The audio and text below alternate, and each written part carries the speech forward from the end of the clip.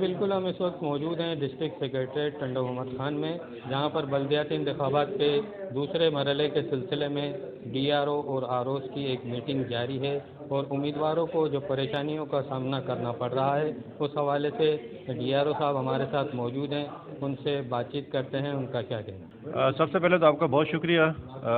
आज की मीटिंग का पर्पस ये है कि आपको पता है कि प्रोसेस चल रहा है लोकल गवर्नमेंट की इलेक्शंस का, तो ये जो हमारी मीटिंग्स हैं ये रेगुलरली चलती रहती हैं ताकि एक अच्छी कोऑर्डिनेशन हो सब ऑफिसेस के बीच में, यानी जो आरओस, डीआरओस और डिस्ट्रिक्ट एडमिनिस्ट्रेशन के जो दीगर महकमे हैं उन सब में एक अच्छी कोऑर्डिनेशन हो, और उस कोऑर्डिनेशन की वजह से हमारा मकसद ये होता है कि हम पब्लिक को फैसिलिटेट करें और एक अच्छी एनवायरनमेंट हो ताकि लोग अपने वोट का सही इस्तेमाल भी कर सकें और जो उम्मीदवार हैं वो अपने इलेक्शन में वो पार्टिसिपेट भी कर सकें।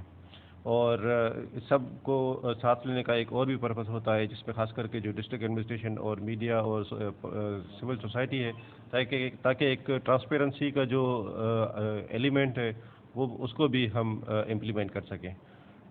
तो आज उसी सिलसिले में ये मीटिंग थी।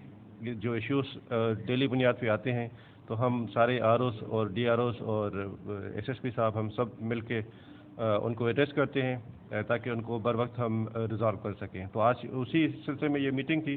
जो कल इश्यूज़ कुछ हाईलाइट किए गए थे आपके चैनल की तवज्जुह से, उस पर भी इस सेशन में ब्रेनस्टॉर्मिंग की गई है ताकि हम लोगों को फैसिलिटेट कर सकें ज़्यादा से ज़्यादा।